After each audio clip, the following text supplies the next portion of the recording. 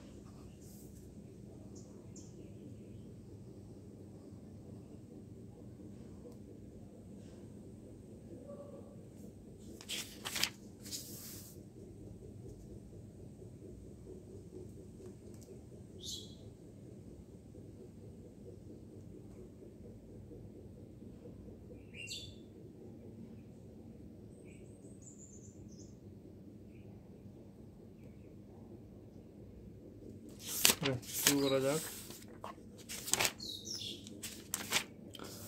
তো পদ তো আমরা জানি, পদ হচ্ছে আপনার মোট 5 প্রকার 19 বইয়ের মধ্যে। আর আধুনিক যে বই সেখানে আপনার এখানে পদ 8 প্রকার দেওয়া আছে। সেখানে আমাদের ক্রিয়া বিশেষণ হচ্ছে অ্যাডভার্ব, তারপর অনুসর্গ হচ্ছে আমাদের প্রিপোজিশন, তারপর আপনার এদিকে যোজক হচ্ছে আমাদের কনজাংশন, আর আবেগ হচ্ছে আমাদের ইন্টারজেকশন। তাহলে বিশেষ বিশেষণ এগুলো তো আমরা জানি কোনটা কাজ কি, এগুলো আর যেভাবে বললাম না। তো এখানে দেখেন যে অব্যয় বিশেষণ, এখানে দেখেন লাইনটা হচ্ছে ধিক তারে শতধিক নির্লজ্জ যে জন। অর্থাৎ এখানে ধিক দ্বারা এই যে পরের যে ধিকটা, এটা হচ্ছে বিশেষায়িত করা হচ্ছে। অর্থাৎ আপনার এই শত শব্দটি দ্বারা আপনার হচ্ছে ধিক অব্যয়কে বিশেষায়িত করা হচ্ছে, এই জন্য এখানে বলা হচ্ছে অব্যয়ের বিশেষণ, শত দ্বারা ধিককে। আচ্ছা, আর বিশেষণের অতিশায়ন বলতে আসলে বোঝায় যে এরকম কারো চেয়ে কেউ বেশি শক্তিশালী বা কারো চেয়ে কোনো কিছুর দাম কম, এই যে চেয়ে যেটা আর কি, অর্থাৎ তুলনা করা, এটাই হচ্ছে আপনার বিশেষণের অতিশায়ন। তো এখানে কিছু আপনার বিশিষ্ট আর বিশেষণের পার্থক্য দেখাইছে, যদিও এটার সাথে আমি অনেক জায়গায় একমত না আর কি। তারপরে দেখেন যে বৃদ্ধ লোকটিকে মন্দ কথা বলো না, এখানে বৃদ্ধ বিশেষণ, কিন্তু বিশেষ্য হচ্ছে এখানে পরের লাইনে দেখেন বৃদ্ধকে সম্মান করতে শেখো। তো কাকে সম্মান করতে শেখো? বৃদ্ধকে, এই জন্য বৃদ্ধ হচ্ছে এখানে নাউন। তারপরে এরকমই আছে, তারপরে এই যে এখানে হচ্ছে এখানে তার মতো মন্দ লোক, তো এখানে হচ্ছে বিশেষণ। আবার মন্দকে মন্দ, এখানে হচ্ছে আপনার মন্দকে মন্দ, এই দুটোই হচ্ছে আপনার বিশেষ্য হবে। তারপর বড় ছোট ভেদাভেদ, আমার এখানে বড় ছোট হচ্ছে আপনার বিশেষ্য। আবার টাকা থাকলে বড় হওয়া যায় না, এই বড় লোক হওয়া যায় না, এটা হচ্ছে আপনার বিশেষণ। তো এভাবেই আর কি পার্থক্য দেখানো হয়েছে। এটা খুব ইম্পর্টেন্ট যে সুন্দর ব্যবহারেই ব্যক্তিত্বের পরিচয় মেলে। এখানে সুন্দর হচ্ছে বিশেষণ, আর সব সুন্দর মাত্রেরই একটা আকর্ষণ আছে, এই সুন্দর হচ্ছে আপনার এখানে বিশেষ্য। আচ্ছা, তারপর এই এক বিরাট সত্য, এই সত্য হচ্ছে বিশেষ্য, আর সত্য কথা বলবে, এখানে সত্য হচ্ছে বিশেষণ। আর বিশেষণ এখানে আছে শীতকালে কুয়াশা পড়ে, এখানে শীতকালে বিশেষণ, শীত হচ্ছে বিশেষণ দিচ্ছে, যে কালকে সম্ভবত বিশেষায়িত করছে, এই জন্য শীত হচ্ছে বিশেষণ। আর শীতে সকালে কুয়াশা চারদিকে অন্ধকার থাকে, তো এটা সম্ভবত একটা কালের নাম বোঝাচ্ছে, এই হিসেবে আর কি এখানে আপনার বিশেষ্য দিল, কিন্তু শীত তো এখানে অ্যাডভার্ব হতে পারত। তারপরে এখানে দেখেন যে আত্মবাচক সর্বনামের মধ্যে আছে স্বয়ং, নিজে, খোদ, আত্মবাচক সর্বনাম। তারপর এদিকে অব্যয় পদ আছে, দেখেন অব্যয় কিছু হচ্ছে বাংলা, যেমন হচ্ছে আর, আবার, ও, হ্যাঁ, না। আর তৎসম মধ্যে আছে যদি, যথা, তারপর সহসা, এগুলো হচ্ছে পুনঃ, আপাতত এগুলো হচ্ছে আপনার তৎসম। আর এবং আর সুতরাং এটা সংস্কৃতে এটার মানে আলাদা ছিল, বাংলায় এসে আলাদা হয়ে গেছে। আলবত, বহুত, খুব, সাবাস, খাসা, মাইরি, মারহাবা, এগুলো বিদেশি অব্যয়।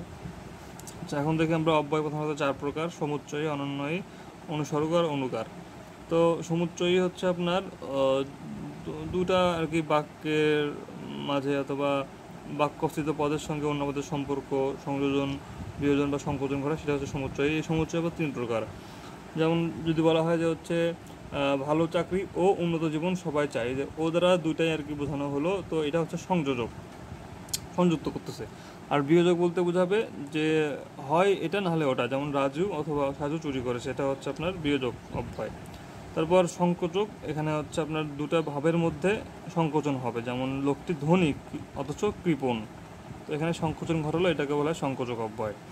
তো এই যে কিন্তু শব্দটি আবার বিয়োজক আবার সংকোচক দুটাই হতে পারে। আর অনন্যয় হচ্ছে আপনার যে ইন্টারজেকশন যেটা আমরা বলি, সেটা হচ্ছে অনন্যয়, যেমন হ্যাঁ, না, ধর ওগো, পাছে, আলবত, এগুলা। আর অনুসর্গ হচ্ছে আপনার যেটা আপনার টিপিক্যাল যেটা আপনার প্রিপোজিশন, সেটা হচ্ছে অনুসর্গ। এটা হচ্ছে পদান্বয়ী, যেমন ওই যে ওকে দিয়ে, যে দিয়ে কাজটা হলো না, তাই না, তাহলে বাইয়ের কাজ করলো, এরকম। অনুকার হচ্ছে আপনার ওই যে কোনো কিছু অনুকরণের যে শব্দটা, যেমন ঝমঝম, টন টন, তারপর হচ্ছে শন শন, এগুলো হচ্ছে আপনার অনুকার অব্যয়। তারপর অব্যয়ের বিভিন্ন ব্যবহার হতে পারে, যেমন এখানে দেখেন যে প্রথম সেন্টেন্সে আর কি বাঁশি বাজবে, এখানে আর বাক্যালঙ্কার, সেদিন কি আর আসবে, এখানে আর দ্বারা নিরাশা বোঝাচ্ছে। তারপর এদিকে দেখেন যে তুমি না বলেছিলে আগামীকাল আসবে, এখানে না, এখানে না দ্বারা বলে আসলে কিন্তু হ্যাঁ বোধক বোঝাচ্ছে। তারপর ক্রিয়াপদের বিভিন্ন প্রকারভেদ আছে। তো যখন দেখবেন যে মানে আমরা যদি এটা ভাব প্রকাশের দিক থেকে করি আর কি, তখন এটা 2 প্রকার হবে। একটা হচ্ছে সমাপিকা ক্রিয়া, একটা হচ্ছে আপনার অসমাপিকা ক্রিয়া। তো সমাপিকা ক্রিয়ার মধ্যে আপনার ওই যে ভাবটা আর কি পরিসমাপ্তি হবে, যেমন নিখিল চাকরি পেয়েছে, এখানে পেয়েছে, এটা আর কি আপনার ভাবটা সম্পূর্ণ হচ্ছে। কিন্তু যদি বলা হয় যে নিখিল চাকরি পেলে খুশি হবে, যে পেলে এ আছে এখানে, এটা হলে এটা হবে, এরকম যদি হয়, সেটা হবে অসমাপিকা ক্রিয়া। তো অসমাপিকা ক্রিয়া চেনার জন্য ইয়া, ইলে, এতে এগুলো থাকবে। আর কর্মের দিক থেকে ক্রিয়া 2 প্রকার, একটা সকর্মক, একটা অকর্মক। সকর্মকে দেখা যাবে বাচ্চারা বই পড়ে, এটা কিন্তু কর্ম আছে, যে কর্মটা কি, সে বই পড়তেছে, বই। কিন্তু যদি শুধু বলা হয় বাচ্চারা খেলে, এখানে কিন্তু কোনো কর্ম নাই, এখানে কী বা কাকে দ্বারা কোশ্চেন করলে কোনো উত্তর পাওয়া যায় না, সেটা এই জন্য এটা হচ্ছে অকর্মক ক্রিয়া। তো ভাব প্রকাশের দিক থেকে 2 প্রকার, আর কর্মের দিক থেকে 2 প্রকার। সমাপিকা এটা হচ্ছে ভাব প্রকাশ, আর কর্মের দিক থেকে আমরা সকর্মক, অকর্মক। আরও কিছু কিছু এরকম ক্রিয়া আছে, যেমন দেখেন দ্বিকর্মক, এখানে দেখেন 2টা কর্ম থাকবে, বাবা আমাকে একটি কলম কিনে দিয়েছেন। তো আমাকে হচ্ছে ব্যক্তিবাচক, যেটা এটা আপনার গৌণ কর্ম, আর যেটা বস্তুবাচক সেটা হবে আপনার মুখ্য কর্ম। কলমটা হচ্ছে আমার এখানে মুখ্য কর্ম। আর সমধাতুজ কর্ম, এখানে একটা ওয়ার্ড থাকবে, সেই ওয়ার্ডেরই মতো একটা ভার্ব থাকবে, যেমন দেখেন বেশ এক ঘুম ঘুমিয়েছি, এখানে দেখেন ঘুম ঘুমিয়েছি, একই হয়ে গেল।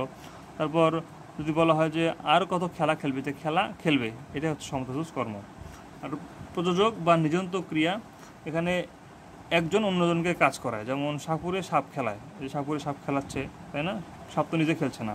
তারপর মা শিশুকে চাঁদ দেখাচ্ছেন, অন্যকে দেখানো কাজ করছে, এটা হচ্ছে নিযন্ত ক্রিয়া। আর এরপর সে যৌগিক ক্রিয়া আর হচ্ছে মিশ্র ক্রিয়া।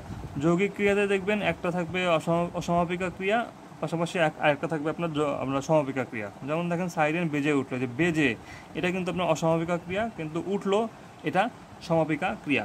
তবে শিক্ষায় মন সংস্কার মুক্ত হয়ে থাকে, হয়ে আপনারা অসমাপিকা ক্রিয়া থাকে হচ্ছে সমাপিকা ক্রিয়া। এখন যেতে পারো, যেতে হচ্ছে আপনার অসমাপিকা, পারো হচ্ছে সমাপিকা। আর মিশ্র ক্রিয়াতে দেখবেন যে বিশেষ্য বিশেষণ বা অব্যয়ের পরে একটা ক্রিয়া থাকবে, বিশেষ্য বিশেষণ বা অব্যয়ের পরে একটা ক্রিয়া থাকবে। যেমন দেখেন দর্শন, এটা হচ্ছে বিশেষণ, এরপর করলাম, আমি দর্শন করলাম, তাহলে এটা হচ্ছে মিশ্র ক্রিয়া।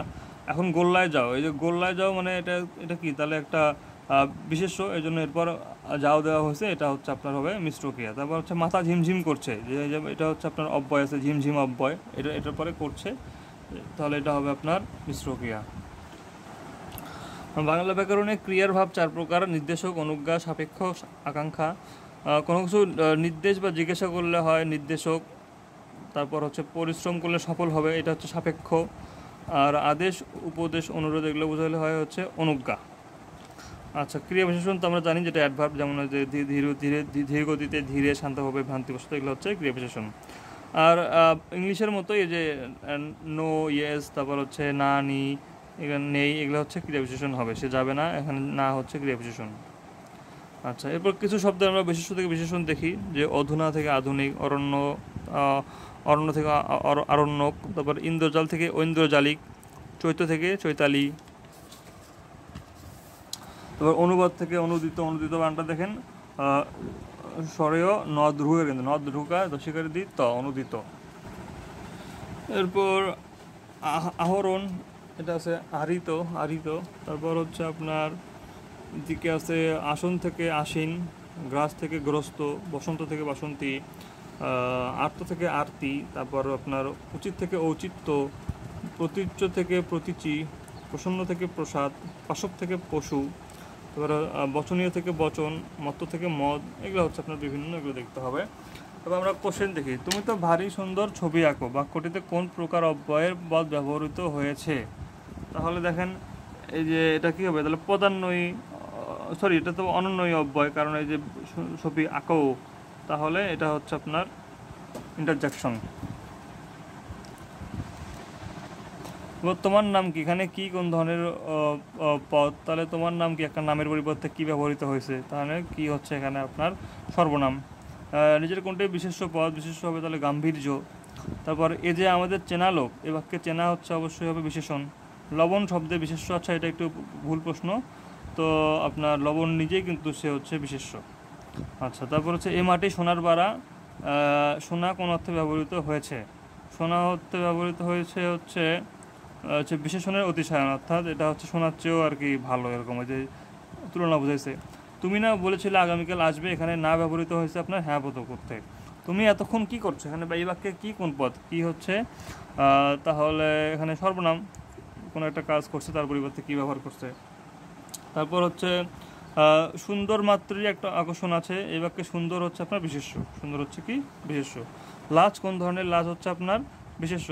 যে বাক্যের ক্রিয়াপদটির গুণ, প্রকৃতি, তীব্রতা ইত্যাদি প্রকৃতিগত অবস্থা বোঝা তাকে বলা হয় ক্রিয়া বিশেষণ। অবশ্যই ক্রিয়াপদের যেটা বোঝা যায় ক্রিয়া বিশেষণ। ভিক্ষুকটা যে পিছনে লেগে আছে, এই যে কি বিপদ, এই বাক্যের কি এর জন্য, এর অর্থ, আচ্ছা এটা হচ্ছে বিরক্তি বোঝাচ্ছে।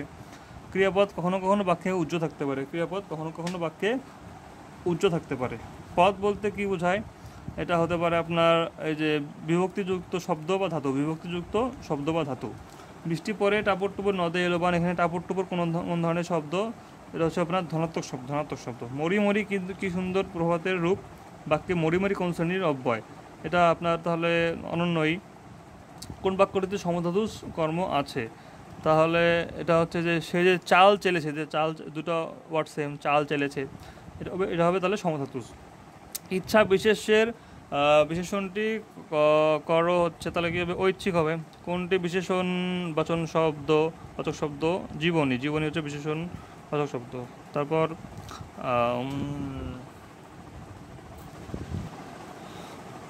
জাতিবাচক বিশেষ দৃষ্টান্ত, এটা হবে আপনার নদী। কোন বাক্যে সমুচ্চয় অব্যয় ব্যবহৃত হয়েছে, তাহলে যে লেখাপড়া করে নতুবা ফেল করবে, এটা হচ্ছে সমুচ্চয়। তারপর কোন বাক্যে সমাপিকা ক্রিয়া ব্যবহৃত হয়েছে, তাহলে এটা তো আপনার চারটাতেই সমাপিকা, এটা ভুল ছিল। বিভক্তিযুক্ত শব্দ ধাতুকে বলে আপনার পদ। এরপর দেখেন এখানে বাক্য আছে, তো বাক্যের দুটো অংশ মেইনলি, একটা হচ্ছে আপনার উদ্দেশ্য, একটা হচ্ছে বিধেয়। তো তারপর হচ্ছে আপনার এখানে দেখেন, এটা তো আমরা জানি প্রায়। তারপর হচ্ছে আপনার এই যে বলে, এখানে একটা দেখেন বলে, এখানে বলে দেখা যায় যে হচ্ছে মিশ্র বাক্য থাকে, আবার সরল বাক্য থাকে। তো যখন দেখবেন যে এই বলে শব্দটার আগে একটা ফ্রেজ আছে, তখন সেটা হবে, সেই বাক্যটা হবে সরল বাক্য। আর যখন দেখবেন বলে শব্দর আগে একটা ক্লজ আছে, তখন সেটা হবে আপনার কি জটিল বাক্য। যেমন দেখেন এখানে যে ভালো ছাত্র বলে সবাই তাকে আদর করে, তো এই বলের আগে এখানে কি আছে, ভালো ছাত্র, এটা একটা কি আপনার ফ্রেজ, এই জন্য এটা হবে সরল বাক্য। কিন্তু যদি বলা হয় তুমি আসবে বলে আমি অপেক্ষা করছি, তখন দেখেন এই বলের আগে তুমি আসবে আছে, তুমি আসবে কিন্তু এটা কিন্তু ফ্রেজ না, এটা একটা ক্লজ, সুতরাং এটা হবে আপনার জটিল বাক্য। তারপর আপনার আর বাক্যের যেখানে যেমনই দেখুন যে যদি এরকম থাকে যে হচ্ছে যেমন তেমন, তারপর তথাপি, সরি যেমন তেমন, তারপর হচ্ছে আর কি থাকে, তারপর কি যিনি তিনি যারা তারা যে সে, এগুলো থাকলে বুঝে নেবেন সেটা হচ্ছে জটিল বাক্য। আচ্ছা, ছেলেটি চঞ্চল তবে মেধাবী, এটা হবে আপনার যৌগিক। আচ্ছা, তারপর বাক্যের 3টি গুণ, আকাঙ্ক্ষা, আসক্তি, যোগ্যতা। বাক্যে বিভিন্ন কারণ আমরা বুঝতে পারি না, যেমন দুর্বোধ্যতা, অর্থাৎ প্রপঞ্চ করেছে এরকম শব্দ ইউজ করা যাবে না। তারপর বাহুল্য দোস্তটা জানি, তার বাগধারা পরিবর্তনও জানি। তারপরে যে আমার হৃদয় মন্দিরে আশার বীজ উক্ত হলো, তো মন্দিরে তো আশার বীজ উক্ত হয় না, এটা হবে হৃদয় খেতে। গুরুচণ্ডলী আমরা জানি। তারপর হচ্ছে অর্থবাচকতা, অর্থাৎ বাধিত শব্দটি বাধাপ্রাপ্ত অর্থে ব্যবহার ভুল, এটা কৃতজ্ঞ অর্থে ব্যবহার করা হয়। আচ্ছা, বাক্য রূপান্তর এখানে দেখি এখন আমরা, এটা আমরা তো পারি, আমরা এটা একটু দেখি। তিনি আর নেই, তো এটা যৌগিক হবে তিনি আগে ছিলেন কিন্তু এখন আর নেই, তিনি আগে ছিলেন কিন্তু এখন আর নেই। তারপর এখানে ট্রিকি কিছু আছে যে আপনার যেসব পশু মাংসভোজী তারা অত্যন্ত বলবান হয়, তো এটা যৌগিক হবে যে কিছু পশু মাংসভোজী এবং এরা অত্যন্ত বলবান হয়। আচ্ছা, তবে বলছে যে যদি কর্ম করো তবে অনুরূপ ফল পাবে, তাহলে এটা হবে কর্ম করো তবে অনুরূপ ফল পাবে। আচ্ছা, নির্দেশক বাক্য বলতে আমরা যেটা ইংলিশে আমরা বুঝি অ্যাসার্টিভ, সেটা হচ্ছে এখানে নির্দেশক বাক্য। তো অ্যাসার্টিভের আবার দুইটা যে পড়ছিলাম, যে এটা একটা হচ্ছে কি, একটা নেগেটিভ আর একটা হচ্ছে কি, আরেকটা হচ্ছে অ্যাফার্মেটিভ। তো এই এই যে যেটা আমরা অ্যাফার্মেটিভ বলি এটাকে বাংলায় বলে অস্তিবাচক, হ্যাঁ সূচক, ঠিক আছে, এটাকে বাংলায় বলে অস্তিবাচক। আর যেটাকে আমরা নেগেটিভ বলি এটা হচ্ছে আপনার নেতিবাচক। আর নির্দেশক বাক্য হচ্ছে কি অ্যাসার্টিভ। আচ্ছা, তাহলে এখন দেখি বাক্য পরিবর্তন করে দেখি। যে বলছে অস্তিবাচক, তার মানে কি আপনার যে অ্যাফার্মেটিভ বলছে যে মিথ্যাবাদীকে সবাই অপছন্দ করে, তার মানে মিথ্যাবাদীকে কেউ পছন্দ করে, এটা হচ্ছে আপনার নেতিবাচক হয়ে যাচ্ছে। তারপর বরফ অগলিত রইল, তার মানে কি বরফ গলিত না। তারপর আমি জবাব দিব, নেতিবাচক হবে আমি এর জবাব না দিয়ে ছাড়বো না, তাহলে নির্দেশক হচ্ছে আপনার অ্যাসার্টিভ। আচ্ছা, তারপর এখানে নেতিবাচক বলছে যে তপুর আগে কেউ উঠতে পারতো না, তার মানে কি তপু সবার আগে উঠতো। তারপর এটা কি প্রিয়ংবদা অযথার্থ কহে নাই, তার মানে প্রিয়ংবদা যথার্থ কহিয়াছে। আর অনুজ্ঞা বলতে বোঝাবে যে হচ্ছে আদেশ, অনুরোধ, এগুলো হচ্ছে আপনার অনুজ্ঞা। আর প্রার্থনা হচ্ছে কি যে মঙ্গল করা, চিরজীবী হোক, এগুলো হচ্ছে প্রার্থনা। এখন কোশ্চেনগুলো দেখি আমরা। নিচের কোনটি যৌগিক বাক্য, তাহলে সব অবশ্যই যে অ্যান্ড অর বাট এগুলো থাকবে। তাহলে ছেলেটি চঞ্চল তবে মেধাবী, এটা। যিনি বিদ্যান তিনি সর্বত্র আদরণীয়, এটা তাহলে হবে জটিল বাক্য, যে যিনি তিনি আছে। তাতে সমাজ জীবন চলে না, এটা অস্তুবোধক হবে, তাহলে কি তাতে সমাজ জীবন অচল হয়ে পড়ে। বাক্যের দুটি অংশ থাকলে হচ্ছে উদ্দেশ্য আর বিধেয়। এবার আমার বিচিত্র অভিজ্ঞতা হলো, এটা তো একটা অভিজ্ঞতা বলছে, তার মানে এটা অ্যাসার্টিভ নির্দেশক। কোনটি সার্থক বাক্যের গুণ নয়, এটা হবে আসক্তি, আসক্তি কিন্তু গুণ, আসক্তি হচ্ছে গুণ। মিথ্যাবাদীকে সবাই অপছন্দ করে, তাহলে এটা হচ্ছে আপনার নেতিবাচক হবে কি, মিথ্যাবাদীকে কেউ পছন্দ করে না। কোনটি বাক্যের বৈশিষ্ট্য নয়, এটা তো আমরা আগে পড়লাম। তুমি আসবে বলে হে স্বাধীনতা সখিনা বিবির কপাল ভাঙলো, তাহলে এটি কোন বাক্য, এটা দেখেন, এই যে দেখেন তুমি আসবে বলে বলছে, তার মানে এই বলের আগে তুমি আসবে, এটা হচ্ছে আপনার ক্লজ আছে একটা, অবশ্যই তাহলে এটাকে মিশ্র বা জটিল হবে। তারপর মা ছিল না বলে কেউ তার চুল বেঁধে দেয়নি, তাহলে মা ছিল না, তাহলে এটা অবশ্যই জটিল হবে, কারণ ক্লজ আছে একটা। আচ্ছা, তারপর বাক্যে 3টে কিন্তু পারবো আমরা। যেই তার দর্শন পেলাম সেই আমরা প্রস্থান করলাম, এটা যে যেই সেই আছে, তার মানে কি মিশ্র বা জটিল। যেহেতু তুমি বেশি নাম্বার, যেহেতু আছে তাহলে অবশ্যই জটিল। তার বয়স বেড়েছে কিন্তু বুদ্ধি বাড়েনি, তাহলে কিন্তু আছে, তার মানে কি অবশ্যই এটা হবে যৌগিক। তারপর হযরত মুহাম্মদ সাল্লাল্লাহু আলাইহি সাল্লাম ছিলেন একজন আদর্শ মানব, এটা হচ্ছে একটি কি অবশ্যই সরল। যৌগিক বাক্যের অন্যতম গুণ হচ্ছে দুটি বাক্যের সাহায্যে বাক্য গঠন। গুরুচণ্ডলী মুক্ত দোষমুক্ত শব্দ হচ্ছে আপনার এদিকে শব্দাহ। ধন্যবাদ।